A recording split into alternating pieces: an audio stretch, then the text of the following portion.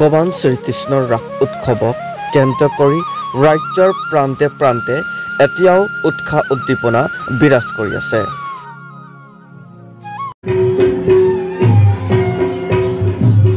ৰাস উৎসৱৰ লগত সংগতি ৰাখি বটদ্ৰৱাৰ সমীপৱৰ্তী ৰাইডঙীয়া পহুকটা গাঁৱত শুক্ৰবাৰে কৃষ্ণ বন্দনাৰে আকাশ বঁটা মুখৰিত হৈ পৰে।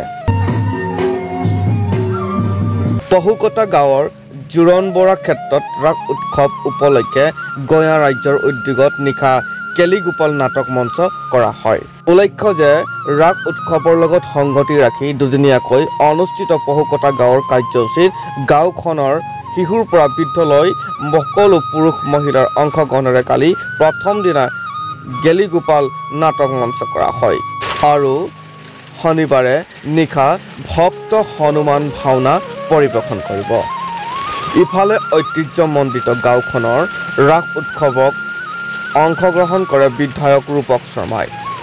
বিধায়ক ৰূপক শৰ্মাই কেলিগোপাল নাটকখন উপভোগ কৰি শৰৎকালৰ নিশা কৃষ্ণ ভক্তিত বিলীন হ'বলৈ আমাক গুৰুজনাই গেলিগোপাল নাটকখন দি থৈ গৈছে আৰু এই ভগৱত প্ৰেমত মত্ত হৈ আমি সম্প্ৰতি সমন্বয়েৰে এখন সুন্দৰ সমাজ গঢ়িব লাগে বুলি মন্তব্য প্ৰদান কৰে। হলেন বৰাৰ পৰিচালনাৰে পুৱতি নিশালৈ মঞ্চ কৰা কেলিগোপাল নাটকখন সহস্ৰাধিক লোকে উপভোগ কৰে। বটদ্ৰৱাৰ পৰা মেহদী জামান ৰিপৰ্ট, নিউজ 24 অসম।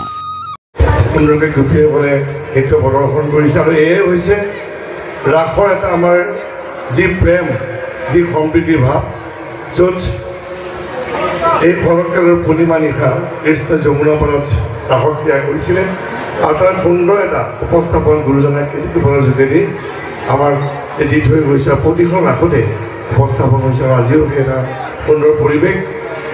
সকলোলৈকে পুনৰবাৰ শুভেচ্ছা জনাইছোঁ। আমাৰ কেইবাগৰাকীও আইতাই ইমান সুন্দৰকৈ চাই আছে, মই তাকে চাই আছোঁ।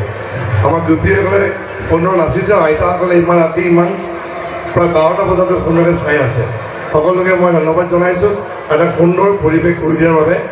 আমাৰ বিশেষ উদ্যোক্তা সমিতি সভানেত্ৰী জিন্তি বৰুৱা, সম্পাদিকা মাধৱী বৰা দাস, এই প্ৰমুখ প্ৰতিগৰাকী সদস্যক মই ধন্যবাদ জনাই কৰ্তব্য সামৰণি কৰিছোঁ। পহুকটা গাঁৱৰ সমূহ ৰাইজ, গোপিনী তথা যুৱক যুৱতীৰ ব্যৱস্থাপনাত ৰাস উৎসৱ উপলক্ষে শ্ৰী শ্ৰী কৃষ্ণৰ ৰাসলীলাৰ যি উৎসৱ আমি আয়োজন কৰিছোঁ তাৰে আজি প্ৰথম নিশা আৰু প্ৰথম নিশা আমি আয়োজন কৰিছোঁ কেলিগোপাল নাট। এই কেলিগোপাল নাটভাগ আমি খন্তেক সময়ৰ পিছতে আমি মঞ্চস্থ কৰিম। ইতিমধ্যে আমাৰ প্ৰস্তুতি তুংগত, গতিকে সমূহ ৰাইজৰ আমি আশীৰ্বাদ বিচাৰিছোঁ যাতে এই নাটকখন খুব সুন্দৰভাৱে আমি উপস্থাপন কৰিব পাৰোঁ।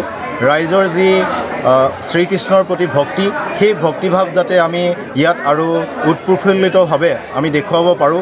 সকলো ৰাইজে যাতে ৰাসৰ যি মহিমা, ৰাসৰ যি আমাৰ গুৰু যিটো ভক্তি, সেই ভক্তিভাৱ যাতে সকলোৰে মনত সাঁচ বহুৱাই নিব পাৰে। বিশেষকৈ উঠি অহা নতুন প্ৰজন্মই এই ভক্তিভাৱৰ ভক্তি মাৰ্গৰ পৰা তেওঁলোক যথেষ্ট আঁতৰত বুলি মই দেখোঁ বা মোৰ মনত তেনেকুৱা এটা ধাৰণা পৰিলক্ষিত হয়।